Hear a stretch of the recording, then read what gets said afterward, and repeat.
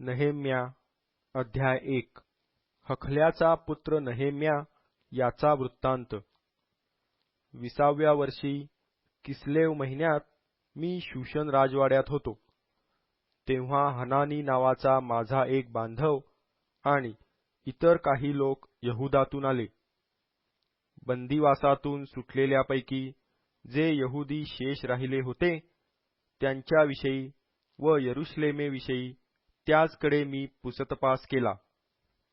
त्यांनी मला सांगितले, बंदिवासातले जे अवशिष्ट लोक त्या प्रांतात राहिले ते मोठ्या दुर्दशेत असून त्यांची अप्रतिष्ठा होत आहे। यरुशलेमेचा तटही पडला आहे व त्याच्या वेशी आग लावून जाळून टाकले आहेत।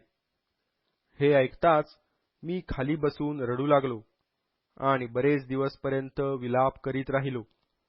मी उपास करून स्वर्गीच्या देवाची प्रार्थना केली की, हे स्वर्गीच्या देवा परमेश्वरा, हे थोर व भयावह देवा, तुझ्यावर प्रीती करणारे व तुझ्या आज्ञा पाळणारे यांच्या संबंधाने तू आपला करार पाळितोस व त्याचवर करुणा करीतोस। तुझे सेवक इस्रायल लोक यांच्यासाठी मी तुझा दास या समयी रात्रंदिवस प्रार्थना करीत आहे।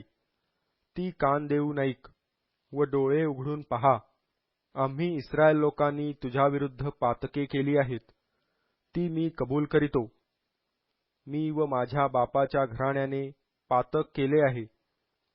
आम्ही तुझ्यासमोर अतिशयित दुर्वर्तन केले आहे आणि तू आपला सेवक मोशे यास विहित केलेल्या आज्ञा, नियम व निर्णय आम्ही पाळिले नाहीत।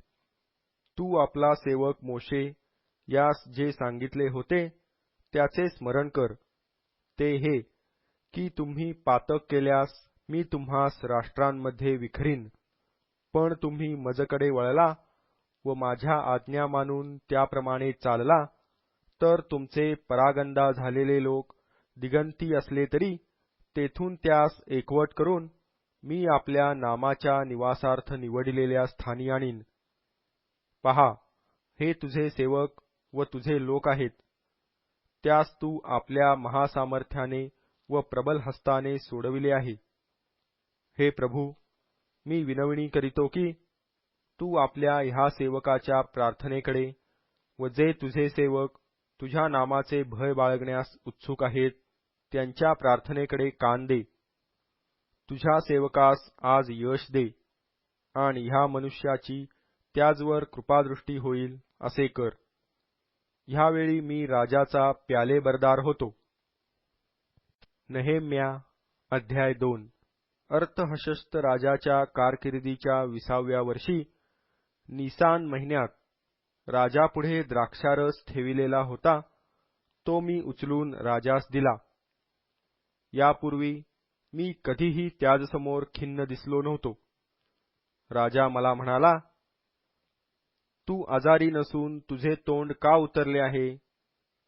तुझ्या मनाला काहीतरी खेद होत असला पाहिजे। तेव्हा मी फार भ्यालो। मी राजास म्हणालो, महाराज चिरायू होवोत।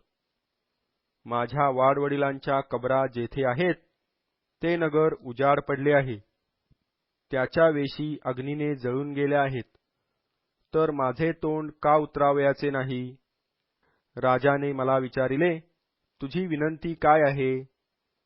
तेव्हा मी स्वर्गीच्या देवाची प्रार्थना करून राजास म्हटले, महाराजांची मर्जी असली आणि आपण आपल्या दासावर प्रसन्न असला तर यहुदा देशी माझ्या पूर्वजांच्या कबरा असलेल्या नगरास मला पाठवा, म्हणजे मी ते बांधीन। राजाजवळ राणी बसली असता तो मला म्हणाला, तुझ्या प्रवासास किती दिवस लागतील व तू केव्हा परत येशील? नंतर मला पाठविण्याचे राजाच्या मर्जीस आले व मी मुदत ठरवून त्यास कळविली। मग मी राजास म्हणालो, महाराजांच्या मर्जीस आल्यास मी यहुदा देशी पोहोचेपर्यंत महानदाच्या पश्चिमेकडील प्रदेशातून जाऊ देण्याविषयी तेथल्या अधिपतींच्या नावावर मला पत्रे द्यावी आणि महाराजांच्या जंगलाचा अधिपती आसाफ यास असे पत्र द्यावे की, मंदिराच्या गढीच्या दरवाजांसाठी, तुळ्या काढण्यासाठी, शहराच्या कोटासाठी आणि मी जाऊन राहीन त्या घरासाठी त्याने मला लाकडे द्यावी. माझ्या देवाचा वरदहस्त मजवर होता म्हणून राजाने माझी मागणी मान्य केली. मग मी महानदाच्या पश्चिमेकडील प्रांताधिपतींकडे जाऊन त्यास राजाची फर्माने दिली. राजाने मजबरोबर सेनानायक व घोडेस्वार पाठविले होते. कोणी मनुष्य इस्रायल वंशाचे कल्याण साध्य करण्यास आला आहे, हे होरोनी सनबल्लट आणि अम्मोनी तोबिया नावाचा दास या दोघांनी ऐकले, तेव्हा त्यास फार वाईट वाटले. मी यरुशलेमेस जाऊन पोहोचल्यावर तेथे 3 दिवस होतो. मी रात्रीचा उठून थोडीशी माणसे बरोबर घेतली. यरुशलेमे संबंधाने काय करावे याविषयी माझ्या देवाने माझ्या मनात घातलेला विचार मी कोणा मनुष्यास सांगितला नाही आणि माझ्या बसावयाच्या पाठाळाखेरीज माझ्याबरोबर दुसरे कोणतेही जनावर नव्हते. मी रात्री खोरे वेशीने बाहेर पडून अजगराच्या झऱ्याकडे व उकिरडा वेशीकडे जाऊन यरुशलेमेचे जे तट पडले होते आणि तिच्या ज्या वेशी अग्नीने जळल्या होत्या त्यांची पाहणी केली. मग मी तसाच पुढे कारंजे वेशीकडे व राजकुंडाकडे गेलो, पण माझ्या पाठाळास पुढे जाण्यास जागा नव्हती. तेव्हा मी रात्री ओहोळाच्या वाटेने वर चढून कोट लक्षपूर्वक पाहिला. मग मागे वळून खोरे वेशीने परत आत आलो. मी कोठे गेलो होतो व काय केले होते हे सरदारास ठाऊक नव्हते. मी अद्यापि यहुदी, याजक, अमीर उमराव, शास्ते व वरकड कामकरी यातल्या कोणासही काही एक सांगितले नव्हते. मग मी त्यास म्हणालो, आपण केवढ्या दुर्दशेत आहो हे तुम्हास दिसतच आहे. यरुशलेम उजाड झाले आहे व त्याच्या वेशी अग्नीने जळून गेल्या आहेत. तर चला, आपण यरुशलेमेचा कोट बांधू, म्हणजे यापुढे आपली अप्रतिष्ठा व्हावयाची नाही. माझ्या देवाचा वरदहस्त मजवर आहे हे मी त्यास सांगितले व राजा मला काय काय बोलला तेही त्यास सांगितले. तेव्हा ते म्हणाले, चला, आपण उठून बांधण्याच्या कामास लागू. तेव्हा त्यांनी ते सत्कार्य करण्याची हिंमत बांधली. हे ऐकून होरोनी सनबल्लट आणि अम्मोनी तोबिया नावाचा दास आणि गेशेम अरबी यांनी आमची निर्भत्सना केली. आम्हास तुच्छ लेखून ते म्हणाले, तुम्ही हे काय मांडिले आहे? राजाविरुद्ध बंड करिता काय? मी त्यास उत्तर दिले की स्वर्गीचा देव आम्हास यश देईल, म्हणून आम्ही त्याचे सेवक कमर कसून हे बांधणार. पण यरुशलेमेत तुमचा हिस्सा, हक्क किंवा यादगिरी काही एक नाही. नहेम्या अध्याय 3. मग मुख्य याजक एल्याशिब व त्याचे याजक बांधव उठून मेंढेवेस बांधू लागले. त्यांनी तिची प्रतिष्ठापना करून तिला कवाडेही लावली. हमेया बुर्जापर्यंत, हनानेल बुर्जापर्यंत त्यांनी तिची प्रतिष्ठापना केली. त्याच्या शेजारी यरिहोच्या लोकांनी बांधकाम केले आणि त्यांच्या शेजारी जक्कूर बिन इम्री याने बांधकाम केले. मत्स्यवेस हस्सनाच्या पुत्रांनी बांधिली. त्यांनी तिला तुळ्या घातल्या, तिला कवाडे लाविली आणि कड्या व अडसर लाविले. त्याच्या शेजारी मरेमोत बिन उरिया बिन हक्कोस याने डागडुजी केली. त्याच्या शेजारी मशुल्लाम बिन बरेख्या बिन मशेजबेल याने डागडुजी केली. त्याच्या शेजारी सादोक बिन बाना याने डागडुजी केली. त्याच्या शेजारी तकोवाकरांनी डागडुजी केली. पण त्यांच्या महाजनांनी आपल्या मानेवर आपल्या प्रभूच्या कामाचे जू घेतले नाही. जुन्या वेशीची डागडुजी यहोयादा बिन पासेहा व मशुल्लाम बिन बसोदया यांनी करून तिला तुळ्या घातल्या, तिला कवाडे लाविली आणि कड्या व अडसर लाविले. त्यांच्या शेजारी मलत्या गिबोनी व यादोन मेरोनोथी यांनी आणि गिबोन व मिस्पा येथील जे लोक महानदाच्या पश्चिमेकडील प्रांतांच्या अधिपतीच्या सत्तेखाली होते त्यांनी डागडुजी केली. त्यांच्या शेजारी सोनारांपैकी उज्जीएल बिन हरहया याने डागडुजी केली. त्याच्या शेजारी गांध्यांपैकी हनन्या याने डागडुजी केली. त्यांनी रुंद कोटापर्यंत यरुश्लेमेची मजबूती केली. त्याच्या शेजारी यरुश्लेम जिल्ह्याच्या अर्ध्या भागाचा अधिकारी रफाया बिन हूर याने डागडुजी केली. त्याच्या शेजारी यदाया बिन हरुमफ याने आपल्या घरासमोरच्या तटाची डागडुजी केली. त्याच्या शेजारी हत्तुश बिन हशबन्या याने डागडुजी केली. मल्किया बिन हरिम आणि हशुब बिन पहतमवाब यांनी दुसऱ्या एका भागाची व भट्टी बुर्जाची डागडुजी केली. त्याच्या शेजारी यरुश्लेम जिल्ह्याच्या अर्ध्या भागाचा अधिकारी शल्लूम बिन हल्लोहेश व त्याच्या कन्या यांनी डागडुजी केली. खोरेवेशीची डागडुजी हानून व जानोहेकरांनी केली. त्यांनी ती बांधून तिला कवाडे, कड्या व अडसर लाविले. तसेच उकिरडावेशीपर्यंत 1000 हात कोट बांधिला. उकिरडावेशीची डागडुजी बेत हक्करेम जिल्ह्याचा अधिकारी मल्किया बिन वेखाब याने केली. त्याने ती बांधून तिला कवाडे, कड्या व अडसर लाविले. झरावेशीची डागडुजी मिस्पा जिल्ह्याचा अधिकारी शल्लून बिन कोलहोजे याने केली. तसेच त्याने ती बांधून तिला छप्पर केले व कवाडे, कड्या व अडसर लाविले. तसेच त्याने दावीदपुराहून उतरण्याच्या जिन्यापर्यंत राजाच्या बागेजवळील शेलह तळ्याचा कोट बांधिला. त्याच्या शेजारी बेत सूर जिल्ह्याच्या अर्ध्या भागाचा अधिकारी नहेम्या बिन अजबुक याने डागडुजी केली.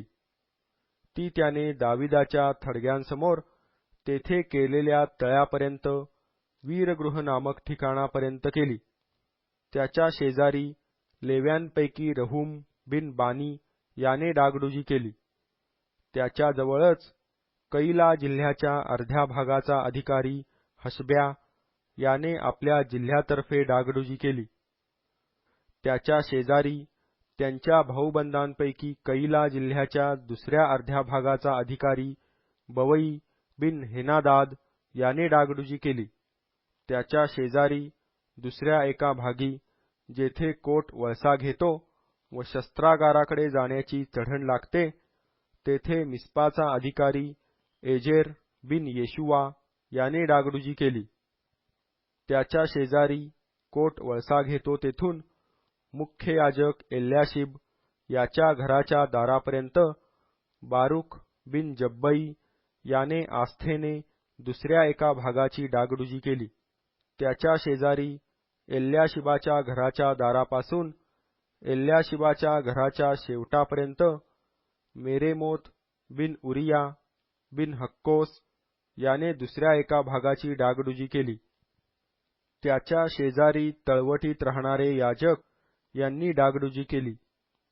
त्यांच्या शेजारी बन्यामीन व हशुब यांनी आपल्या घरासमोरच्या भागाची डागडुजी केली. त्यांच्या शेजारी अजऱ्या बिन मासेया बिन अनन्या याने आपल्या घरानजीक डागडुजी केली. त्याच्या शेजारी अजऱ्याच्या घरापासून कोट वळसा घेतो तेथवर व कोपऱ्यापर्यंत बिन्नुई बिन हेनादाद याने दुसऱ्या एका भागाची डागडुजी केली.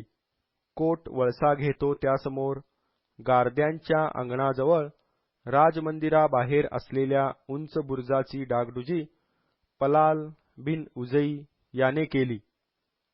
त्याच्या शेजारी पदाय बिन परोश याने डागडुजी केली. नथिनिम हे ओफेलात पूर्वेकडल्या पाणीवेशीसमोर व पुढे आलेल्या बुरुजापर्यंत राहत होते. पदायाच्या शेजारी पुढे आलेल्या मोठ्या बुरुजासमोर ओफेलच्या कोटापर्यंत तकोवाकरांनी डागडुजी केली. घोडेवेशीपासून याजकांनी आपापल्या घरांपुढे डागडुजी केली. त्यांच्या शेजारी सादोक बिन इम्मेर याने आपल्या घरापुढल्या भागाची डागडुजी केली. त्याच्या शेजारी पूर्ववेशीचा द्वारपाळ शमाया बिन शखन्या याने डागडुजी केली. त्याच्या शेजारी हनन्या बिन शलेम्या आणि साल्फाचा 6वा पुत्र हनून यांनी दुसऱ्या एका भागाची डागडुजी केली. त्याच्या शेजारी मशुल्लाम बिन बरेख्या याने आपल्या कोठडीपुढे डागडुजी केली. त्याच्या शेजारी सोनारांपैकी मलकिया याने नथिनिम व व्यापारी यांच्या घरापर्यंत सभावेशीसमोर कोपऱ्यावरच्या कोठीपर्यंत डागडुजी केली. कोपऱ्यावरच्या कोठीपासून मेंढेवेशीपर्यंत सोनारांनी व व्यापाऱ्यांनी डागडुजी केली. नेहेम्या अध्याय 4. आम्ही कोट बांधित होतो हे सनबल्लटाने ऐकले तेव्हा त्यास मोठा क्रोध आला व तो यहुदी लोकांचा उपहास करू लागला. तो आपले बांधव व शोमरोनचे सैन्य यांच्यासमोर म्हणाला, हे दुर्बळ यहुदी काय करणार? ते तटबंदी करणार काय? ते यज्ञ करणार काय? ते एका दिवसात सर्व काम आटोपणार काय? आज खाल्लेले पाषाण मातीच्या ढिगारातून निवडून घेऊन ते पुन्हा कामास लावण्याजोगे करीतील काय? त्याच्याजवळ अम्मोनी तोबिया होता. तो म्हणाला, ते जे बांधकाम करीत आहेत त्यावर एखादा कोल्हा चढला तरी तो त्यांचा कोट पाडून टाकील. हे आमच्या देवा, ऐक, आमचा धिक्कार होत आहे. ते निर्भत्सना करीत आहेत, ती त्यांच्या शिरी उलट आण. बंदिवासाच्या देशी त्यांची लूट होऊ दे. त्यांच्या अधर्मावर झाकण घालू नको. त्यांची पातके तुझपुढून पुसून जाऊ नयेत, कारण त्यांनी कोट बांधणाऱ्यांसमोर तुला संताप आणला आहे. ह्या प्रकारे आम्ही सर्वांनी कोट बांधण्याचे काम चालविले. तो कोट निम्मा तयार झाला, कारण लोक अगदी मन लावून काम करीत होते. यरुश्लेमेचा कोट बांधण्याचे काम झपाट्याने चालले आहे. त्यातली खिंडारे बुजू लागली आहेत, असे सनबल्लट, तोबिया, अरबी, अम्मोनी व अशदोदी यांनी ऐकले तेव्हा त्यास मनस्वी क्रोध आला. त्या सर्वांनी असा एकोपा केला की आपण जाऊन यरुश्लेमेबरोबर लढू व तेथे धांदल उडवून देऊ. पण आम्ही आमच्या देवाची प्रार्थना केली आणि त्यांच्या भीतीने त्यांच्यावर अहोरात्र पाळत ठेविली. यहुदी लोक म्हणू लागले की भारवाहकांची शक्ती क्षीण झाली आहे व अजून खच फार पडला आहे, तेव्हा आमच्याने हा कोट बांधवणार नाही.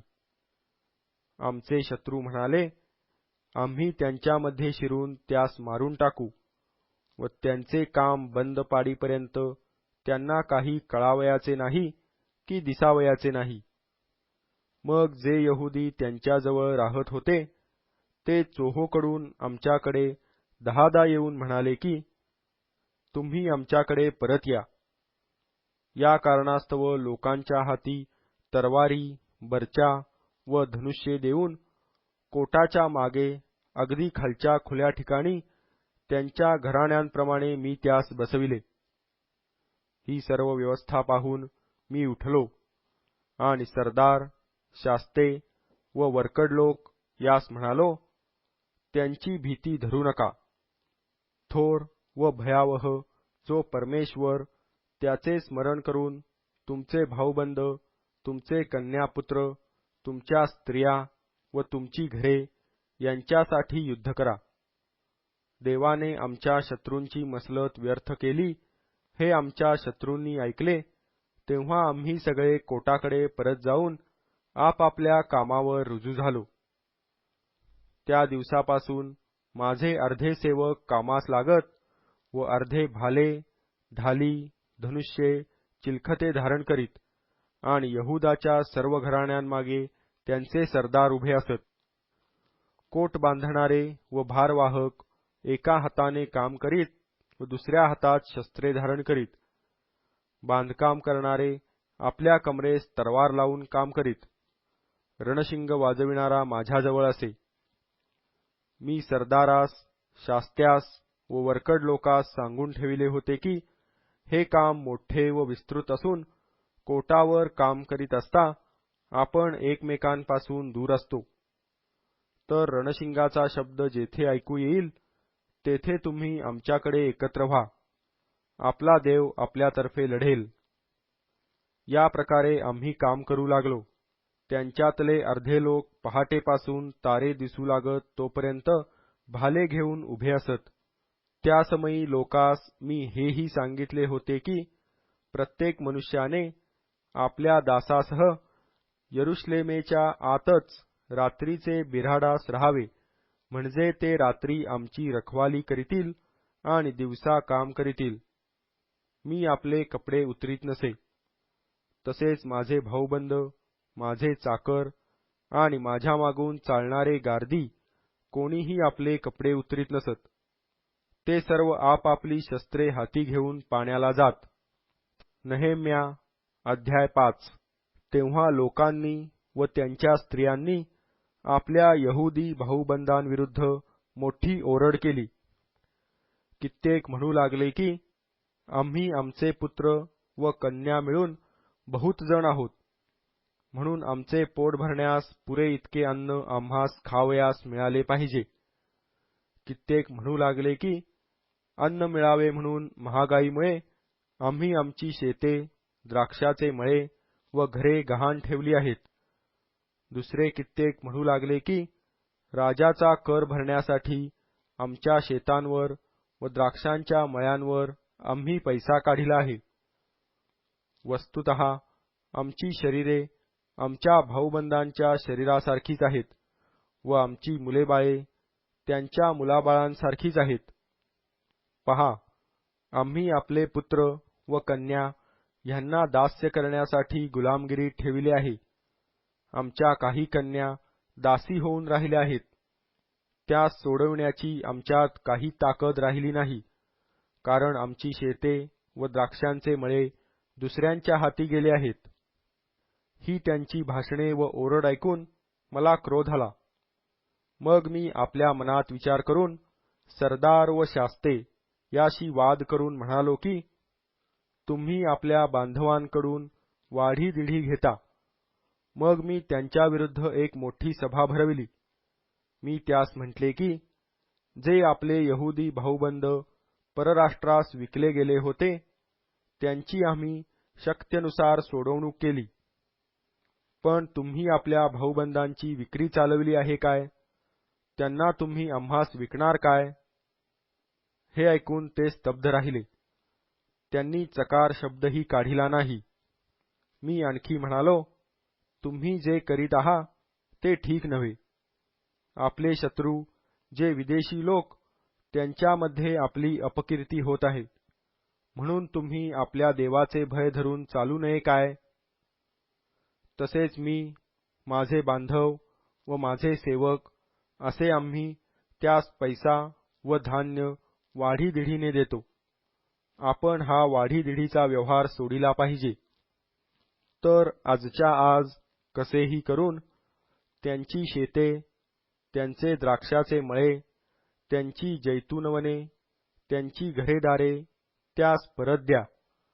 तसेच पैसे, अन्न, नवा द्राक्षारस व तेल यांचा जो शतांश तुम्ही त्यांच्यापासून काढीत असता तो तुम्ही त्यास परत द्या. तेव्हा ते म्हणाले, आम्ही त्यास ती परत देतो. आम्ही त्यांच्यापासून काही मागणार नाही. तू म्हणतोस त्याप्रमाणे आम्ही करीतो. मग मी याजकास बोलावून आणून आम्ही याप्रमाणे करू अशी शपथ त्यांच्याकडून घेवविली. यावर मी आपला पदर झटकून म्हणालो, जो कोणी या वचनाप्रमाणे करावयाचा नाही त्यास परमेश्वर त्याच्या घरातून व त्याच्या उद्योगावरून झटकून टाकील. याप्रमाणे तो झटकला जाऊन खंक होईल. तेव्हा सर्व मंडळीने म्हटले, आमेन, व त्यांनी परमेश्वराचे स्तवन केले. लोकांनी या आपल्या वचनाप्रमाणे केले.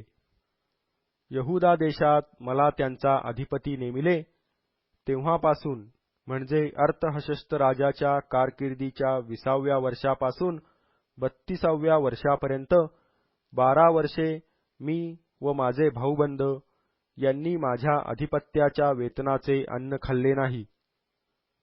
माझ्या पूर्वीचे अधिपती प्रजेवर बोजा लादीत व त्यांच्यापासून भाकरी, द्राक्षारस घेऊन आणखी 40 शेकेल चांदी घेत असत.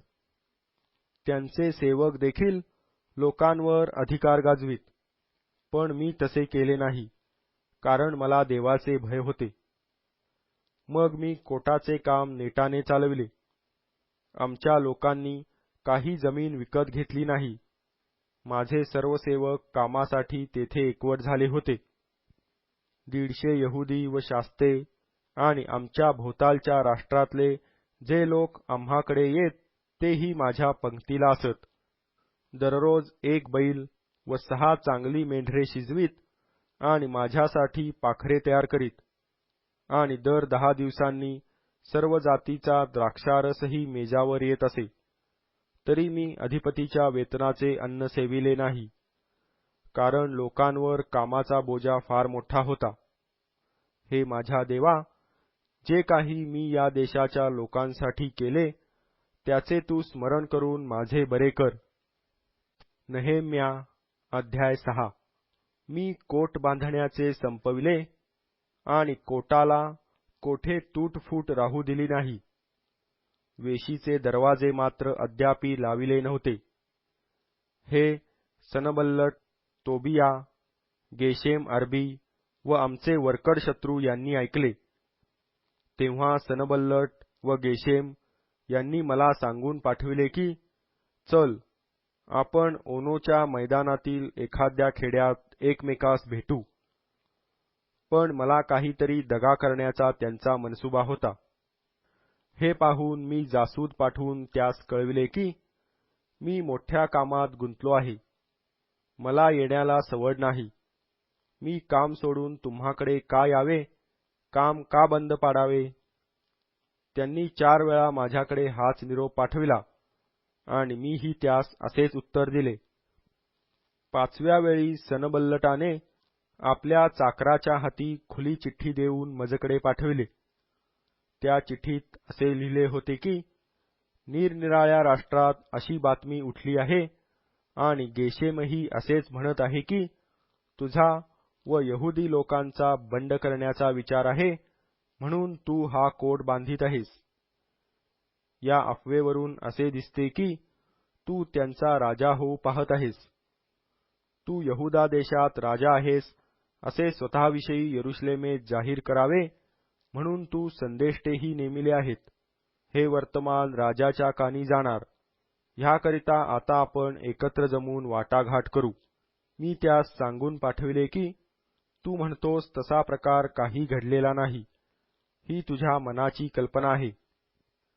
आमचे हात दुर्बळ होऊन आमचे काम बंद पडावे म्हणून हे सर्व लोक आम्हास भेवडावयास पाहत होते. हे देवा, माझा हात दृढ कर.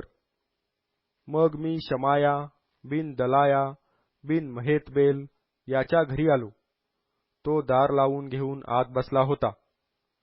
त्याने म्हटले, चल, आपण देवाच्या मंदिरातील आतल्या गाभाऱ्यात जमून मंदिराची द्वारे बंद करून घेऊ, कारण ते लोक तुझा घात करण्यास येतील. ते रात्रीचे तुझा घात करण्यास येतील. मी म्हणालो, माझ्यासारख्या मनुष्याने पळून जावे काय? मंदिरात जाऊन आपला जीव वाचवावा असा माझ्यासारखा कोण आहे? मी मंदिरात जाणारच नाही. विचार करिता मला असे दिसून आले की देवाने त्यास पाठविले नाही. तरी ही भविष्यवाणी त्याने माझ्याविरुद्ध सांगितली. तोबिया व सनबल्लट यांनी त्यास मोल देऊन ठेविले होते. मी घाबरावे व असले काम करून पापी ठरावे आणि माझी अपकीर्ती पसरण्यास त्याला काही निमित्त सापडावे म्हणून त्यास त्यांनी मोल देऊन ठेविले होते. हे माझ्या देवा, तोबिया, सनबल्लट, नोवद्या संदेष्टी आणि वरकड संदेष्टे मला घाबरवू पाहत होते. त्या सर्वांची ही कृती ध्यानात ठेव. अलूल महिन्याच्या 25व्या दिवशी म्हणजे 52 दिवसांच्या आत कोट बांधून झाला. आमच्या सर्व शत्रूंनी हे ऐकले तेव्हा आमच्या सभोवताली राहणाऱ्या विदेशी लोकांना भीती व लाज वाटली, कारण हे काम आमच्या देवाकडून घडले असे त्यास दिसून आले. त्या काळी यहुदातल्या महाजनांची पत्रे तोबियास जात असत व तोबियाची पत्रे त्यास जात असत. तो शखन्या बिन आरह याचा जावई होता आणि त्याचा पुत्र योहानान याने बरेख्याचा पुत्र मशुल्लाम याच्या कन्येशी लग्न केले होते. म्हणून यहुदातल्या पुष्कळ लोकांनी त्याच्या पक्षाने राहण्याची आणभाग केली होती. ते माझ्यासमोर त्याच्या सत्कृत्यांची तारीफ करीत आणि माझे शब्द त्याला जाऊन सांगत. तोबिया मला भेडसावण्याकरिता पत्रे पाठवित असे. नेहेम्या अध्याय 7. कोट बांधण्याचे काम संपल्यावर मी त्यास दरवाजे लाविले आणि द्वारपाळ, गायक आणि लेवी यांची नेमणूक केली. तेव्हा मी आपला भाऊ हनानी व गढीचा अधिपती हनन्या यास यरुशलेमेचे अधिकारी नेमिले. हा हनन्या इमानी असून इतर पुष्कळ लोकांहून देवाचे भय विशेष बाळगीत असे. मी त्यास सांगितले, उन्हाचा ताप होईपर्यंत यरुशलेमेच्या वेशी उघडू नयेत. लोक काम करीत असता वेशीचे दरवाजे लावून त्यास अडसर घालावे. यरुशलेमकरांचे पहारे नेमावे आणि प्रत्येकाने आपापल्या घरासमोर पहारा करावा. नगर विस्तीर्ण व मोठे होते, पण त्यात लोक थोडे असून अद्यापी घरे बांधिली नव्हती. सरदार, शास्ते व इतर लोक जमा करून त्यांची वंशावळीप्रमाणे गणती करावी असे माझ्या देवाने माझ्या मनात घातले. जे प्रथम यरुशलेमेत आले होते त्यांच्या वंशावळीची वही मला सापडली व त्यात हे लिहिलेले सापडले. बाबेलच्या नबुखदनेस्सर राजाने जे लोक धरून नेले होते त्यातले त्या मुलखात राहत होते ते लोक बंधमुक्त होऊन यरुशलेमेस व यहुदातील आपापल्या नगरात परत गेले. ते हे: येशुवा, नेहेम्या, अजर्या, राम्या, नहमानी, मर्दखय, बिलशान, मिस्पेरेत, बिगवाई, नहूम व बाना. जे जरुब्बाबेलाबरोबर आले ते हेच. इस्रायल लोकातल्या मनुष्यांची संख्या ही होती: परोशाचे वंशज 2172, शफाट्याचे वंशज 372, अर्हाचे वंशज 652, येशुवा व यवाब यांच्या कुळातील पहतमवाबाचे वंशज 2818, एलामाचे वंशज 1254, जत्तूचे वंशज 845, जक्काईचे वंशज 708, बिन्नुईचे वंशज 648, बेबाईचे वंशज 628, अजगादाचे वंशज 2322, अदोनिकामाचे वंशज 667, बिगवाईचे वंशज 2067, आदिनाचे वंशज 655, हिजकियाच्या आटेराचे वंशज 98, हाशुमाचे वंशज 328, बेसाईचे वंशज 324, हरीफाचे वंशज 112, गिबोनाचे वंशज 95, बेथलेहेम व नटोफा येथील मनुष्ये 188, अनाथोथाची मनुष्ये 128, बेथ अजमावेथाची मनुष्ये 42, किर्यात यारीम, कफिरा व बैरोत येथील मनुष्ये 743, रामा व गेबा येथील मनुष्ये 621, मिखमासाची मनुष्ये 122, बेथेल व आय येथील मनुष्ये 123, दुसऱ्या नबोची मनुष्ये 52, दुसऱ्या एलामाचे वंशज 1254, हारिमाचे वंशज 320, यरीहोचे वंशज 345, लोद, हदीद व ओनो यांचे वंशज 721, सनावाचे वंशज 3930, याजक यद्याच्या कुळातील येशुआच्या घराण्यातील 973, इम्मेराचे वंशज 1052, पशहुराचे वंशज 1247, हरिमाचे वंशज 1017, लेवी येशुआचे वंशज कदमिएलाचे होदवाच्या वंशजातले 74, गाणारे आसाफाचे वंशज 148, द्वारपाळ शल्लुमाचे वंशज, अटेराचे वंशज, तल्मोनाचे वंशज, अक्कुबाचे वंशज, हतीताचे वंशज, शोबाचे वंशज 138, नथीनिम, सिहाचे वंशज, हशुफाचे वंशज, तबायोथाचे वंशज,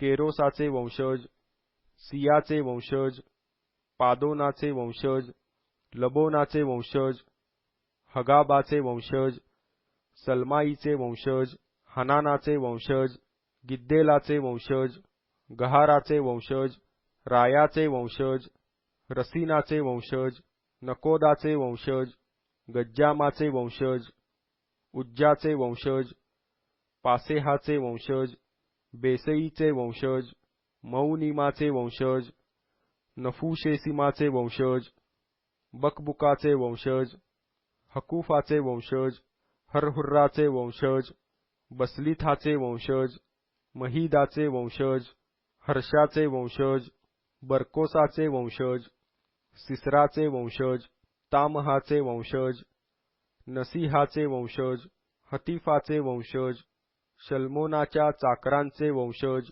सोताईचे वंशज, सोफेरेथाचे वंशज, परीदाचे वंशज, यालाचे वंशज, दर्कोनाचे वंशज, गिद्देलाचे वंशज, शफाट्याचे वंशज, हत्तिलाचे वंशज, सबाईमाच्या पोखरेथाचे वंशज, आमोनाचे वंशज, सर्व नथीनिम व शल्मोनाच्या चाकरांचे वंशज मिळून 392 होते. तेल मेलह, तेल हर्षा, करूब, अद्दोन व इम्मेर येथून जे वर आले ते हेच. पण ते इस्रायलांपैकी होते की नव्हते याविषयी त्यांना आपापले पितृकुळ व आपापली वंशावळी दाखविता आली नाही. दलायाचे वंशज, तोबियाचे वंशज, नकोदाचे वंशज 642, याजकांपैकी हबायाचे वंशज, हक्कोसाचे वंशज व बर्जिल्ल्याचे वंशज. या बर्जिल्ल्याने गिलादी बर्जिल्य याच्या कन्यांपैकी एकीशी लग्न केले आणि त्याचे नाव घेतले. यांनी आपले वंशावळीचे पत्र इतर वंशावळ्यांच्या पत्रात ढूंढून पाहिले, पण ते सापडले नाही, म्हणून ते अशुद्ध ठरून त्यास याजकपदाच्या यादीतून काढून टाकले. तिर्षाथा प्रांताधिपती याने त्यास सांगितले की उरीम व थुम्मीम धारण करणारा याजक उभा राहीपर्यंत तुम्ही कोणी परमपवित्र वस्तू खाऊ नयेत. साऱ्या मंडळीतले लोक मिळून 42,360 भरले. त्याखेरीज त्यांच्या 7,337 दासदासी व 245 गाणारे व गाणारणी होत्या. त्यांचे घोडे 736, खेचरे 245, उंट 435 व गाढवे 6,720 एवढी होती. पितृकुळांच्या प्रमुखांपैकी काहींनी या कार्यास मदत केली. तिर्षाथाने 1000 दारिक सोने, 50 कटोरे व 530 याजकीय वस्त्रे एवढी खजिन्यात पावती केली. पितृकुळातील आणखी काही पुरुषांनी या कामाच्या खजिन्यात 20,000 दारिक सोने आणि 2,200 माने रुपये पावती केले. वरकड लोकांनी 20,000 दारिक सोने, 2,000 माने रुपये आणि 67 याजकीय वस्त्रे पावती केली. या प्रकारे याजक, लेवी, द्वारपाळ, गायक व इतर काही लोक, नथीनिम व सर्व इस्रायल आपापल्या नगरात राहू लागले. नेहेम्या अध्याय 8. 7वा महिना आला तेव्हा सर्व इस्रायल आपापल्या नगरात होते. मग ते सर्व लोक एकचित्त होऊन पाणी वेशीजवळच्या चौकात एकत्र जमले व एज्रा शास्त्री यास म्हणाले, परमेश्वराने इस्रायल लोकास विहित केलेला नियमशास्त्राचा मोशेकृत ग्रंथ घेऊन या. तेव्हा मंडळीतील स्त्री पुरुषांपुढे व ज्यास ऐकून समजण्याचे सामर्थ्य होते त्या सर्वांपुढे एज्रा याजकाने तो धर्मग्रंथ आणला. त्यातील वचने त्याने पहाटपासून 2 प्रहरपर्यंत पाणी वेशी समोरच्या चौकात स्त्री पुरुषांपुढे व ज्यास ऐकून समजण्याचे सामर्थ्य होते त्यांच्यापुढे वाचली. आणि सर्व लोकांनी नियमशास्त्राचा ग्रंथ कान देऊन ऐकला.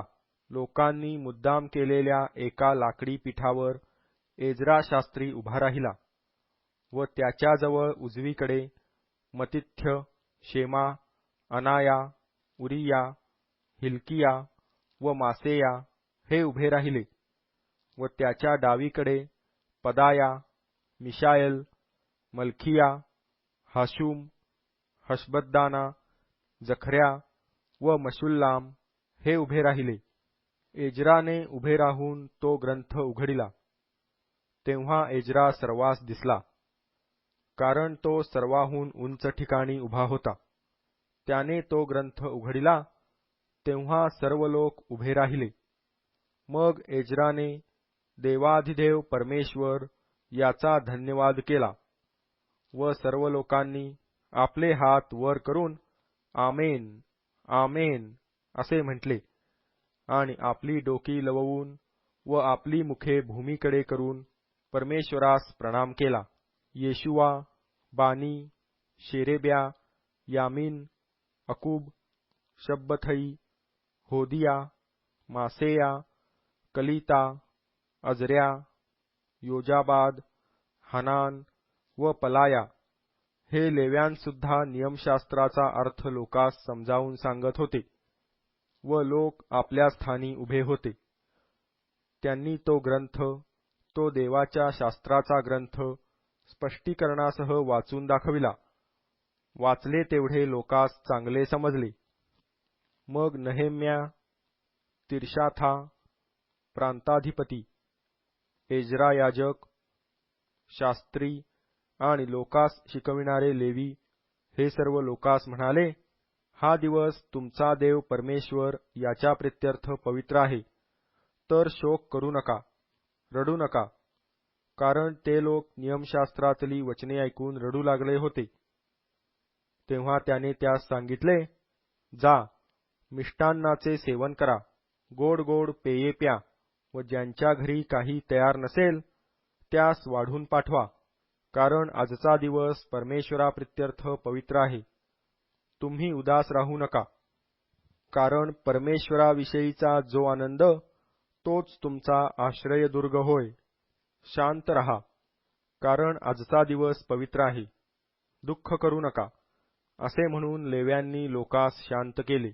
नंतर सर्व लोक खाणेपिणे करण्यास, एकमेकास ताटे वाढून पाठविण्यास व मोठा उत्सव करण्यास निघून गेले, कारण जी वचने त्यास वाचून दाखविली होती ती त्यास समजली होती. दुसऱ्या दिवशीही सर्व लोकांच्या पितृकुळातील प्रमुख पुरुष, याजक व लेवी नियमशास्त्राची वचने लक्षपूर्वक ऐकण्यासाठी एज्रा शास्त्री याच्याजवळ जमा झाले. त्या धर्मशास्त्रात असे लिहिलेले त्यास आढळले की परमेश्वराने मोशेस आज्ञा दिल्याप्रमाणे इस्रायल लोकांनी 7व्या महिन्याच्या पर्वणीस मांडवात राहावे. आपल्या सर्व नगरानगरात व यरुशलेमेत त्यांनी लोकांना जाहीर करावे व कळवावे की पहाडावर जाऊन जैतून, रानजैतून, मेंदी, खजुरी आणि दाट पालवीचे वृक्ष यांच्या डहाळ्या आणून शास्त्रात लिहिले आहे त्याप्रमाणे मांडव घालावे. मग लोकांनी बाहेर जाऊन डहाळ्या आणल्या आणि आपापल्या घरांच्या धाब्यांवर, त्यांच्या अंगणात, देवाच्या मंदिराच्या अंगणात, पाणी वेशीच्या चौकात आणि एफ्राईम वेशीच्या चौकात मांडव घातले. जे लोक बंदिवासातून सुटून परत आले होते त्यांचा अवघा मेळा मांडव घालून त्यात राहिला. नूनाचा पुत्र येशुवा याच्या काळापासून ह्या दिवसापर्यंत इस्रायल लोकांनी कधी असे केले नव्हते. चोहोकडे आनंदच आनंद झाला. पहिल्या दिवसापासून शेवटल्या दिवसापर्यंत एज्रा देवाच्या नियमशास्त्राचा ग्रंथ नित्य वाची. या प्रकारे त्यांनी 7 दिवसपर्यंत सण पाळिला आणि 8व्या दिवशी विधीपूर्वक सणाचा समारोप केला. नेहेम्या अध्याय 9. याच महिन्याच्या 24व्या दिवशी इस्रायल लोक उपास करून गोणताट पांघरून व डोक्यात धूळ घालून एकवट झाले. इस्रायल वंशातील लोक विदेशांपासून निराळे झाले आणि उभे राहून त्यांनी आपली पातके आणि आपल्या पूर्वजांचे अपराध कबूल केले. ते आपल्या जागी उभे राहून प्रहर दिवसपर्यंत आपला देव परमेश्वर याच्या नियमशास्त्राचा ग्रंथ वाचित राहिले व आणखी एक प्रहर आपली पातके कबूल करीत आणि आपला देव परमेश्वर याची उपासना करीत राहिले. मग येशुवा, बानी, कदमिएल, शबन्या, बुन्नी, शेरेब्या, बानी व कनानी यांनी लेव्यांच्या जिन्यांवर उभे राहून उच्च स्वराने आपला देव परमेश्वर याचा धावा केला. मग येशुवा, कदमिएल, बानी, हशबन्या, शेरेब्या, होदिया, शबन्या व पथया हे लेवी म्हणाले, उभे रहा आणि आपला देव परमेश्वर याचा येणेप्रमाणे धन्यवाद अनंतकाळ करा. तुझे वैभवशाली नाम धन्य असो. ते सर्व धन्यवाद व स्तवन या पलीकडे आहे. तूच एक परमेश्वर आहेस. आकाश व अत्युच्च आकाश व त्यातील सर्व नक्षत्रगण, पृथ्वी व तीवर वसणारे सर्व जलाशय, त्यात असलेले सर्व काही यांचा तू उत्पन्नकर्ता व पालनकर्ता आहेस. स्वर्गातील सेना तुला नमन करीते. हे परमेश्वरा, तूच देव आहेस. तू अब्रामास निवडून घेऊन खासद्यांच्या ऊर गावातून बाहेर आणले व त्यास अब्राहाम हे नाव दिले आणि त्याचे अंतःकरण तुझ्या संबंधाने एकनिष्ठ आहे असे पाहून तू त्याच्याशी करार केला की मी तुझ्या वंशास कनानी, हित्ती, अमोरी, परिज्जी, यबूसी व गिर्गाशी यांचा देश देईन. तू हे आपले वचन पुरे केले आहे, कारण तू न्यायी आहेस. नंतर तू मिसर देशात आमच्या पूर्वजांचे कष्ट पाहिले व तांबड्या समुद्राच्या तीरी त्यांचा धावा ऐकला. फारो, त्याचे सेवक, त्याच्या देशचे सर्व लोक यास चिन्हे व अद्भुत कृत्ये तू दाखविली, कारण ते त्याजशी गर्वाने वागत होते हे तुला ठाऊक होते. तू आपल्या नामाचा महिमा प्रगट केला, तो आजवर आहे. तू त्यांच्यासमोरून समुद्र दुभंग केला, असा की ते समुद्रामधून कोरड्या जमिनीवरून चालून गेले. धोंडा महाजलाशयात टाकावा त्याप्रमाणे तू त्यांचा पाठलाग करणाऱ्या समुद्रतळी फेकले. तू त्यास दिवसा मेघस्तंभाने नेले आणि रात्री ज्या वाटेने त्यांनी जावयाचे तिच्यावर प्रकाश मिळावा म्हणून अग्निस्तंभाने त्यास मार्ग दाखवून नेले. तू सिनाय पर्वतावर उतरून त्याशी स्वर्गातून बोललास आणि त्यास योग्य निर्णय, खरे कायदे, चांगले नियम व आज्ञा लावून दिल्या. तू त्यास आपल्या पवित्र शब्बाथाचा परिचय करून दिला आणि तुझा सेवक मोशे याच्या हस्ते तू त्यास आज्ञा, नियम व धर्मशास्त्र ही विहित केली. आणि त्यांची क्षुधा भागविण्यासाठी तू आकाशातून त्यास अन्न दिले. त्यांची तृषा शमविण्यासाठी खडकातून पाणी काढिले आणि त्यास अशी आज्ञा केली की जो देश तुम्हास देण्यासाठी मी बाहू उभारून आणभाग केली आहे त्याचा ताबा घेण्यासाठी तुम्ही त्यात जा. तथापि त्यांनी व आमच्या पूर्वजांनी उन्मत्त होऊन आपली मान ताठ केली व तुझ्या आज्ञांचा अवमान केला. त्यांनी हुकूम मानण्याचे नाकारिले आणि जी आश्चर्यकृत्ये तू त्यांच्यामध्ये केली होती त्यांची त्यांनी पर्वा केली नाही. पण त्यांनी आपली मान ताठ करून एवढे बंड केले की आपल्या दास्य स्थितीत परत जाण्यासाठी त्यांनी एक नायक नेमिला. पण तू क्षमाशील, कृपाळू, दयामय, मंदक्रोध व अतिकरुणामय देव आहेस. तू त्यांचा त्याग केला नाही.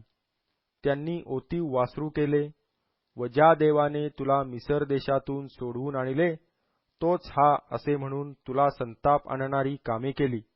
तथापि तू अति दयाळू असल्या कारणाने त्यास तू रानात सोडून दिले नाही. दिवसा त्यांचा मार्गदर्शक मेघस्तंभ त्याजवरून ढळला नाही आणि रात्रीचा प्रकाश देऊन नीट मार्ग दाखविणारा अग्निस्तंभही ढळला नाही. त्याप्रमाणे शिक्षण प्राप्त व्हावे म्हणून तू त्यास आपला सदात्मा दिला. त्यांच्या तोंडचा मान्ना तू काढून घेतला नाही आणि त्यांची तृषा शांत करण्यासाठी तू त्यास पाणी देत राहिलास. 40 वर्षे जंगलात तू त्यांचे असे पालनपोषण केले की त्यास कशाचीही वाण पडली नाही. त्यांची वस्त्रे जीर्ण झाली नाहीत, त्यांच्या पायास सूज आली नाही. मग तू त्यास देशोदेशीचे लोक अंकित करून दिले आणि त्यांच्या चतुस्सीमा नेमून दिल्या. त्याप्रमाणेच हेशबोनचा राजा सिहोन व बाशानाचा राजा ओग या दोघांच्या देशाचे वतन त्यास प्राप्त झाले.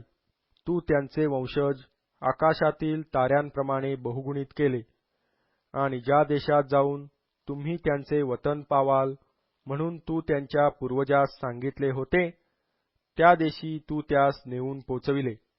त्याप्रमाणेच त्यांच्या वंशजांनी त्या देशात जाऊन त्याचा ताबा घेतला. तू त्यांच्या देखत देशातले रहिवासी कनानी यास पादाक्रांत केले. त्यांचे राजे व देशचे लोक यांचे वाटेल ते करावे म्हणून त्यास तू त्यांच्या हाती दिले. त्यांनी तटबंदीची नगरे व सुपीक भूमी काबीज केली आणि उत्तमोत्तम वस्तूंनी भरलेली घरे, खोदलेले हौद, द्राक्षांचे मळे, जैतुनांचे मळे व विपुल फळझाडे यांचा ताबा घेतला. ते खाऊन तृप्त झाले, धष्टपुष्ट झाले आणि तुझ्या अतिशयित चांगुलपणामुळे सुख पावले. पण त्यांनी आज्ञाभंग करून तुझविरुद्ध बंड केले.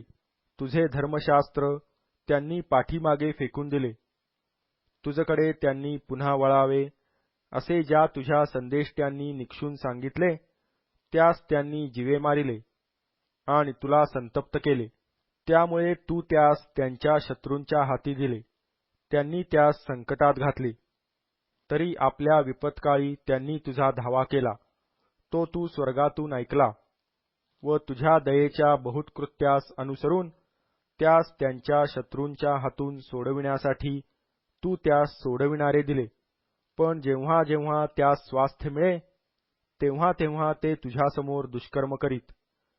यामुळे तू त्यास शत्रूंच्या हाती देत असस व ते त्याजवर सत्ता चालवीत.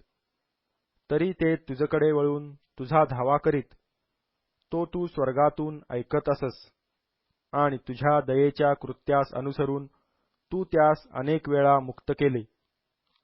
त्यास पुन्हा नियमशास्त्राप्रत आणावे म्हणून तू त्यास बजावून सांगितले, तरी त्यांनी उन्मत्त होऊन तुझ्या आज्ञांचा अवमान केला आणि जे निर्णय पाळिल्याने मनुष्य जिवंत राहतो ते न जुमानिता त्यांनी पाप केले. त्यांनी आपला खांदा जुवाखालून काढून घेतला, मान ताठ केली व ते ऐकतनासे झाले.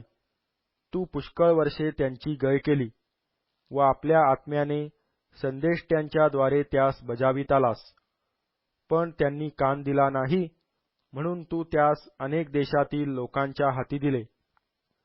तरी तू आपल्या दयेच्या बहुतकृत्यास अनुसरून त्याचा पुरा अंत केला नाही, त्यांचा त्याग केला नाही, कारण तू कृपाळू व दयाळू देव आहेस. तर आता हे आमच्या देवा, हे थोर, पराक्रमी व भयावह देवा, आपला करार व दया कायम राखणाऱ्या देवा, अश्शूरी राजाच्या काळापासून आजपर्यंत आम्हास, आमच्या राजास, आमच्या अधिपतीस, आमच्या याजकास, आमच्या संदेष्ट्यांस, आमच्या वाडवडिलांस आणि तुझ्या सर्व लोकांस जे कष्ट झाले आहेत ते क्षुल्लक लेखू नको. आम्हावर जे काही गुदरले आहे त्याच्या बाबतीत तू न्यायशील आहेस. तू आमच्याशी सत्यतेने वागलास, पण आम्ही दुष्टाई केली आहे.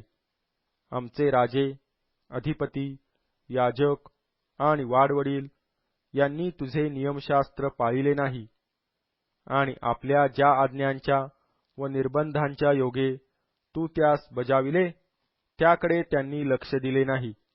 त्यांनी आपल्या राज्यात तुझी सेवा केली नाही. तू त्यांचे मोठे कल्याण केले आणि तू त्यास विस्तृत व सुपीक भूमी दिली, तरीही तुझी सेवा त्यांनी केली नाही आणि आपल्या दुष्कर्मांपासून ते परावृत्त झाले नाहीत. पहा, आज आम्ही दास बनलो आहोत. आमच्या पूर्वजांनी उत्तम उत्पन्न उपभोगावे म्हणून जो देश तू त्यास दिला त्यात आम्ही केवळ दास आहोत. आमच्या पापांमुळे जे राजे तू आम्हावर नेमिले आहेत त्यास या देशाचे पुष्कळ उत्पन्न मिळत आहे. ते आमच्या देहांवर व आमच्या गुराढोरांवर हवी तशी सत्ता चालवित आहेत. आम्ही फार फार संकटात आहोत. या सर्व कारणास्तव आम्ही दृढ करार करीतो व लिहून देतो आणि आमचे अधिपती, लेवी व याजक हे त्याचवर मोहर करीत आहेत. नेहेम्या अध्याय 10. ज्यांनी आपली मोहर केली ते हे होत. हखल्याचा पुत्र नेहेम्या तिर्शाथा प्रांताधिपती व सिदकिया, सराया, अजर्या, यिर्मया, पशहूर, अमर्या, मल्खिया, हत्तश, शबन्या, मल्लूक, हारिम, मरेमोत, ओबद्या, दानिएल, गिन्नथोन, बारूक, मशुल्लाम, अबिया, मियामिन, माजा, बिलगई, शमया हे याजक आणि लेवी. अजन्याचा पुत्र येशुवा, हेनादादाच्या पुत्रातला बिन्नुई, कदमिएल आणि त्यांचे भाऊ शबन्या, होदिया, कलिता, पलाया, हनान, मीखा, रहोब, हशब्या, जक्कूर, शेरेव्या, शबन्या, होदिया, बानी, बनीनू, लोकातले मुख्य, परोश, पहतमवाब, एलाम, जात्तू, बानी, बुन्नी, अजगाद, बेबाई, अदोनिया, बिगवई, आदिन, आटेर, हिजकिया, अज्जूर, होदिया, हाशुम, बेसाई, हारिफ, अनाथोत, नोबाई, मप्पियाश, मशुल्लाम, हेजिर, मशेजबेल, सादोक, यद्दुआ, पलट्या, हनान, अनया, होशेया, हनन्या, हशुब, हल्लीहेश, पिल्हा, शोबेक, रहूम, हशबना, मासेया, अहिया, हनान, अनान, मल्लूक, हारिम व बाना. अवशिष्ट लोकांनी म्हणजे याजक, लेवी, द्वारपाळ, गायक व नथिनीम यांनी आणि देवाचे धर्मशास्त्र पाळावयासाठी देशोदेशीच्या लोकातून जे वेगळे झाले होते त्या सर्वांनी ज्यास अक्कल व समजूत होती अशा आपल्या स्त्रिया, पुत्र व कन्या यासह आपले भाऊबंद व महाजन यांच्याशी एकचित्त होऊन आणभाग केली की जे नियमशास्त्र देवाचा सेवक मोशे याच्याद्वारे देण्यात आले त्याप्रमाणे आम्ही वर्तू आणि आमचा प्रभू परमेश्वर याच्या सर्व आज्ञा, निर्णय व नियम लक्षपूर्वक पाळू. असे न केल्यास आम्हास शाप लागो. आम्ही आमच्या मुली या देशातल्या लोकास देणार नाही व त्यांच्या मुली आमच्या मुलास करणार नाही.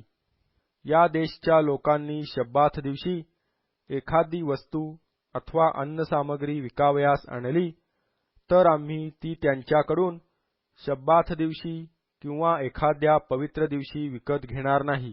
7व्या वर्षी आमची जमीन आम्ही पडीत ठेवू आणि लोकांकडचे कर्ज वसूल करणे असेल ते सोडून देऊ.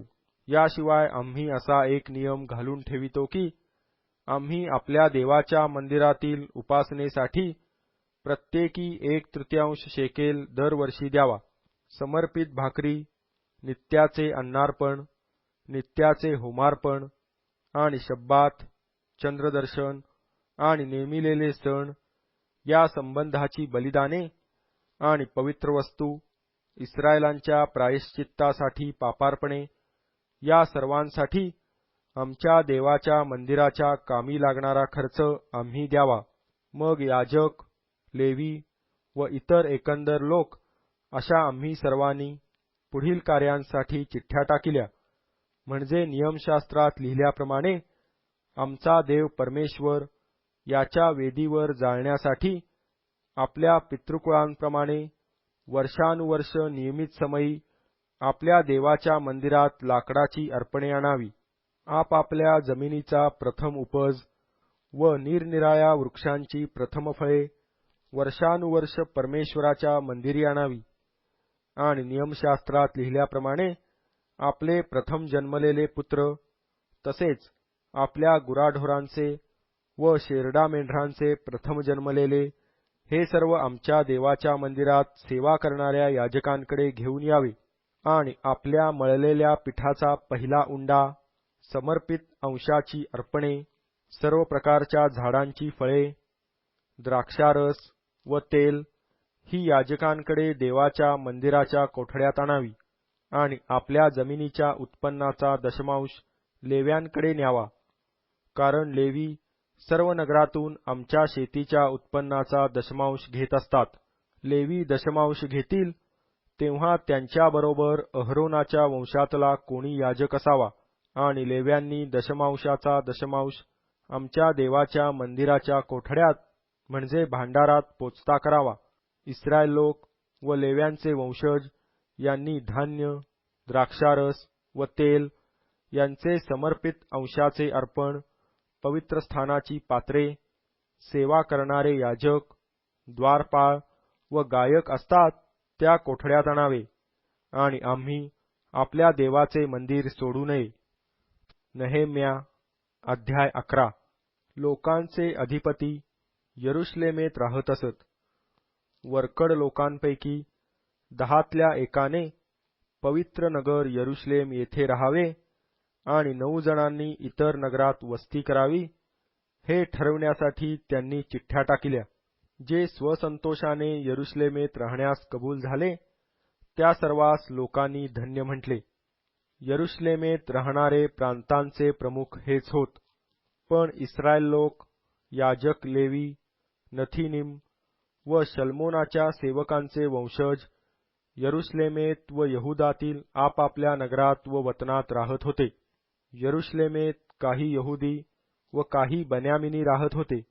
यहुदाचे वंशज हे पेरेसाच्या संततीपैकी अथाया बिन उज्जिया बिन जखर्या बिन अमर्या बिन शफाट्या बिन महललेल, मासेया बिन बारुख बिन कोलहोजे बिन हजाया बिन अदाया बिन योयारिब बिन जखर्या बिन शिलोनी. पेरेसाचे जे वंशज यरुश्लेमेत राहत होते ते सर्व 468 वीर पुरुष होते.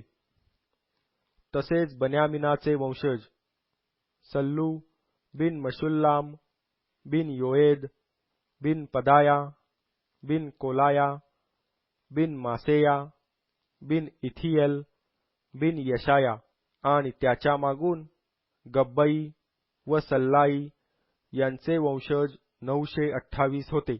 यांचा अधिकारी जिख्रीचा पुत्र योएल होता आणि हसनुआचा पुत्र यहुदा नगराचा दुय्यम अधिकारी होता. याजकातले यद्या बिन योयारिब व याखीन सराया बिन हिल्किया बिन मशुल्लाम बिन सादोक बिन मरायोत बिन अहिटूब हा देवमंदिराचा अधिकारी होता. आणि त्यांचे जे भाऊबंद मंदिरातले काम करीत ते 822 होते.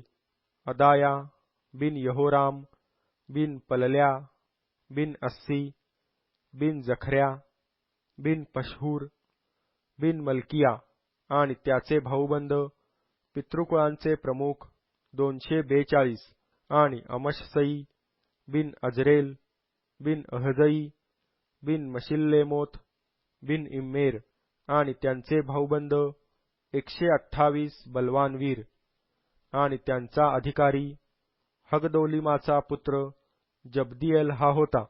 आणि लेव्यातले शमया बिन हशुब बिन अजरिकाम बिन हशव्या बिन बुन्नी आणि लेव्यांच्या मुख्यांपैकी शब्बथई व योजाबाद हे देवाच्या मंदिराच्या बाहेरच्या कामावर होते. आणि प्रार्थनेच्या वेळी ईशोपकार स्मरण आरंभिण्याच्या कामी मत्तन्या बिन मिखा बिन जब्दी बिन आसाफ हा मुख्य होता व बकबुक्या आपल्या भाऊबंदातला दुसरा होता. आणि अब्दा बिन शम्मुआ बिन गालाल बिन यदुथून हाही होता. पवित्र नगरातले सर्व लेवी 284 होते. द्वारपाळ अक्कूब व तलमोन आणि दरवाजे राखणारे त्यांचे भाऊबंद 172 होते. वरकड इस्रायल लोक, याजक व लेवी यहुदाच्या सर्व नगरात आपापल्या वतनात होते. पण नथीनिम ओफेलात राहत. सिहा व गिश्पा हे नथीनिमावर नेमिले होते. उज्जी बिन बानी बिन हशब्या बिन मत्तन्या बिन मिखा हा यरुशलेमेतल्या लेव्यांचा अधिकारी होता. आसाफाच्या वंशातले जे गाणारे ते देवाच्या मंदिरातील कामावर होते, कारण त्यांच्या संबंधाने राजाची आज्ञा होती व रोजच्या जरुरीप्रमाणे गाणाऱ्यांची व्यवस्था ठरली होती. यहुदाचा पुत्र जेरह याच्या वंशजातला मशेजबेल याचा पुत्र पथया लोकासंबंधाच्या सर्व गोष्टींच्या बाबतीत राजाच्या हाताशी होता. खेडीपाडी व त्यांच्या शेतवाड्या याविषयी यहुदाच्या वंशातल्या कित्येकांनी किर्यात अर्बात व त्याच्या खेड्यात, दिबोनात व त्याच्या खेड्यात आणि यकबसेलात व त्याच्या खेड्यात, येशुवात, मोलादात व बेत पलेतात, हसरशुआलात, बैरशेब्यात व त्याच्या खेड्यात, सिकलागात, मकोनात व त्याच्या खेड्यात, एनरिम्मोनात, सारियात, यर्मुथात, जानोहात, अदुल्लमात व त्याच्या खेड्यात, लाखिशात व त्याच्या शेतवाड्यात, अजेकात व त्याच्या खेड्यात वस्ती केली. त्यांनी बैरशेबापासून हिन्नोमाच्या खोऱ्यापर्यंत वस्ती केली. गेबातले बन्यामिनाचे वंश मिखमाशात व अयात, बेथेलात व त्याच्या खेड्यात, अनाथोथात, नोबात, अनन्यात, हसोरात, रामात, गित्तइमात, हदीदात, सबोइमात, नबल्लाटात, लोदात व कारागिरांच्या खोऱ्यातल्या उन्हात राहू लागले. लेव्यांपैकी यहुदातले काही वर्ग बन्यामिनाकडे होते. नहेम्या अध्याय 12. शलतिएलाचा पुत्र जरुब्बाबेल व येशुआ याबरोबर जे याजक व लेवी वर आले ते हे: सराया, यिर्मया, एज्रा, अमर्या, मल्लुक, हत्तुश, शखन्या, रहूम, मरेमोत, इद्दो, गिन्नथोई, अबिया, मियामिन, माद्या, बिलगा, शमया, योयारिब, यदया, सल्लू, आमोक, हिल्किया व यदया हे येशुआच्या काळी याजकातले व त्यांच्या बांधवातले मुख्य होते. लेवी येशुआ, बिन्नुई, कदमिएल, शेरेब्या, यहुदा, मतन्या व त्याचे भाऊबंद स्तुती गायनांच्या कामावर होते.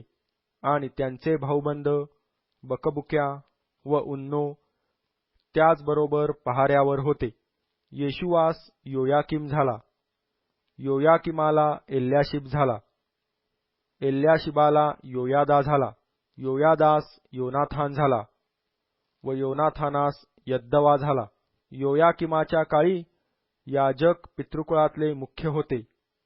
ते हे सरायापासून मराया, यिर्मयापासून हनन्या, एजरापासून मशुल्लाम, अमऱ्यापासून यहोहानान, मल्लुखीपासून योनाथान, शबन्यापासून योसेफ, हरिमापासून अदना, मरायोथापासून हेल्कै, इद्दोपासून जखर्या, गिन्नथोनापासून मशुल्लाम, अबियापासून जिख्री, मिन्यामिनापासून मौद्यापासून पिल्तय, बिलगापासून शम्मुआ, शमयापासून यहोनाथान, योयारिबापासून मत्तनय, यदयापासून उज्जी, सल्लयापासून कल्लय, अमोकापासून एबेर, हिजकियापासून हशब्या व यदायापासून नथनेल.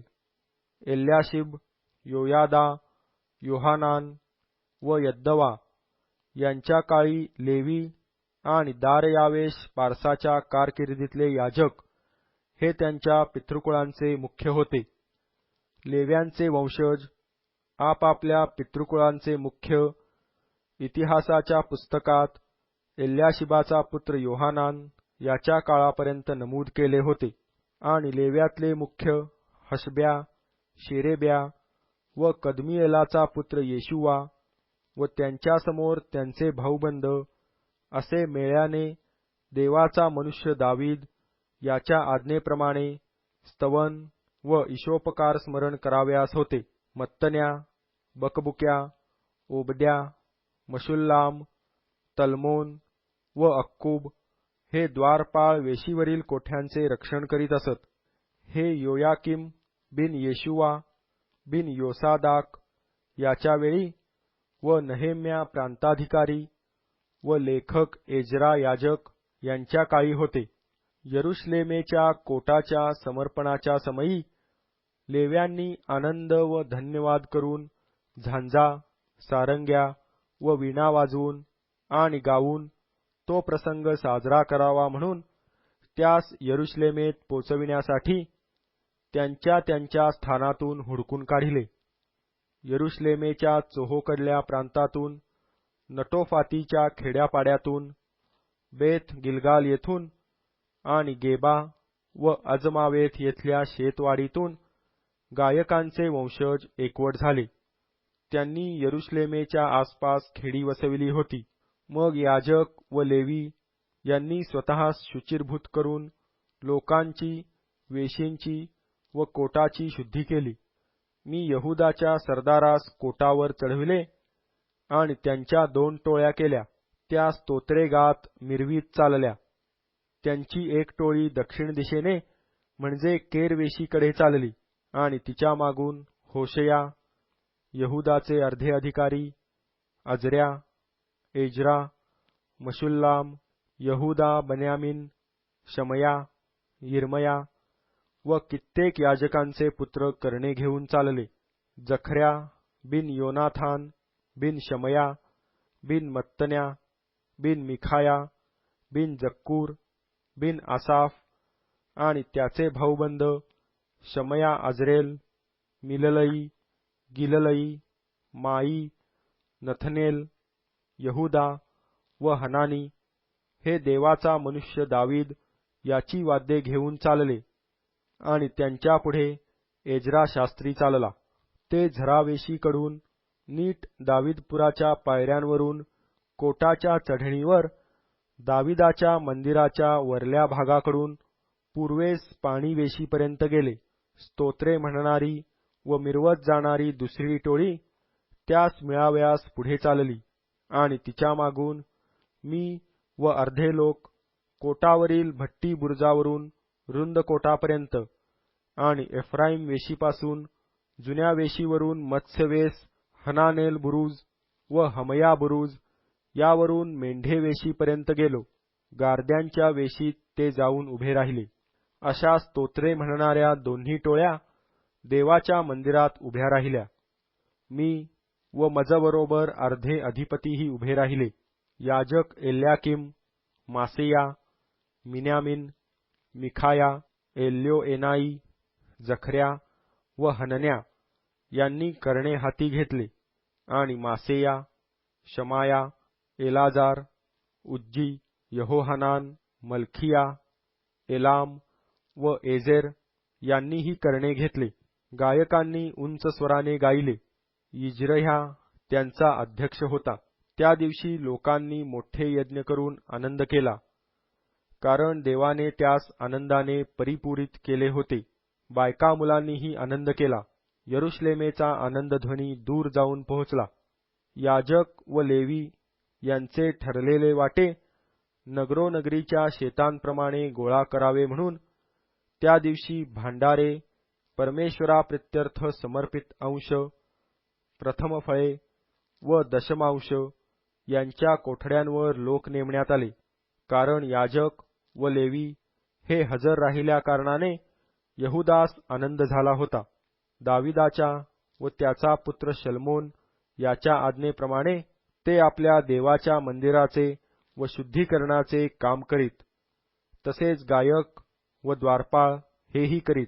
प्राचीन काळी म्हणजे दावीद व आसाफ यांच्या काळी एक मुख्य गायक व देवाची स्तुतिस्तोत्रे यांची योजना केली होती. जरुब्बाबेल व नहेम्या यांच्या काळी सर्व इस्रायल लोक गायकास व द्वारपाळास दर दिवसाचा शिधा देत असत. ते लेव्यांचे वाटे काढून ठेवीत आणि लेवी अहरोनाच्या वंशजांचे वाटे काढून ठेवीत. नहेम्या अध्याय 13. त्या दिवशी मोशेचा ग्रंथ लोकास वाचून दाखविण्यात आला. त्यात हे लिहिलेले आढळले की अम्मोनी अथवा मवाबी यास देवाच्या मंडळीत येण्यास मनाई आहे, कारण ते अन्नपाणी घेऊन इस्रायल लोकास सामोरे आले नाहीत, पण उलट शाप द्यावा म्हणून बलामास त्यांनी दक्षिणा देऊन बोलाविले. तरी आमच्या देवाने त्या शापाचा आशीर्वाद केला. नियमशास्त्राचे हे वचन ऐकून त्यांनी इस्रायलातून मिश्र समुदाय निराळा केला. यापूर्वी एल्याशिब याजक, जो देवाच्या कोठड्यांचा रक्षक असून तोबियाचा आप्त होता, त्याने तोबियासाठी एक मोठी कोठडी तयार केली होती. त्या कोठडीत पूर्वी अन्नबलीची सामग्री, ऊद, पात्रे आणि लेवी, गायक व द्वारपाळ यास शास्त्राज्ञेप्रमाणे देण्याचे धान्य, द्राक्षारस व तेल यांचे दशमांश व याजकास द्यावयाची समर्पित अंशांची अर्पणे ही ठेवीत असत. एवढा सगळा वेळ मी यरुश्लेमेत राहत नव्हतो. बाबेलचा राजा अर्थहशस्त याच्या कारकिर्दीच्या 32व्या वर्षी मी त्याजकडे गेलो आणि मग काही दिवसांनी मी राजाकडे रजा मागितली. नंतर मी यरुश्लेमेस आलो, तेव्हा एल्याशिबाने तोबियासाठी देवाच्या मंदिराच्या अंगणात एक कोठडी तयार केली आहे, ही गैर गोष्ट मला कळली. मला त्याचे फार वाईट वाटून मी तोबियाचा सगळा संसार कोठडीबाहेर फेकून दिला. मग माझ्या आज्ञेवरून त्यांनी त्या कोठड्या शुद्ध केल्या व मी देवाच्या मंदिराची पात्रे, अन्नबलीची सामग्री व ऊद ही पुन्हा त्यात ठेविली. मला आणखी असे कळले की लेव्यास मुशाहिरा न मिळाल्यामुळे कामावरले लेवी व गायक आपापल्या शेतावर पळून गेले होते. मग मी अधिपतींशी वाद करून म्हणालो की लोकांनी देवाचे मंदिर का सोडून दिले आहे. नंतर मी त्यास एकवट करून त्यांच्या पूर्वीच्या ठिकाणी नेमिले. मग सर्व यहुदी लोक धान्य, द्राक्षारस व तेल यांचे दशमांश भांडारात पावते करू लागले आणि मी शलेम्या याजक, सादोक शास्त्री आणि लेव्यांपैकी पदाया यास भांडारावर भांडारी नेमिले. त्यांच्या हाताखाली हनान बिन जकर बिन मतन्या हा होता. हे भरवशाचे होते. त्यांच्या भाऊबंदास वाटे करून देण्याचे काम मी त्याजकडे सोपविले. हे माझ्या देवा, या कामगिरीबद्दल माझे स्मरण ठेव. माझ्या देवाचे मंदिर व त्यातील उपासना या संबंधाने चांगली कामे मी केली आहेत ती पुसून टाकू नको. त्या काळी यहुदात काही लोक शब्बात दिवशी द्राक्षकुंडात द्राक्षे तुडवीत असलेले माझ्या दृष्टीस पडले. ते धान्याच्या पेंढ्या आणून गाढवांवर लादीत. त्याप्रमाणेच द्राक्षारस, द्राक्षे, अंजीर व इतर पदार्थ यांचे बोजे शब्बात दिवशी ते यरुशलेमेत घेऊन येत. त्यांनी अन्नसामग्रीची विक्री चालवली. त्याच दिवशी त्यांची मी कानउघाडणी केली. तेथे चोरकरही राहत असत.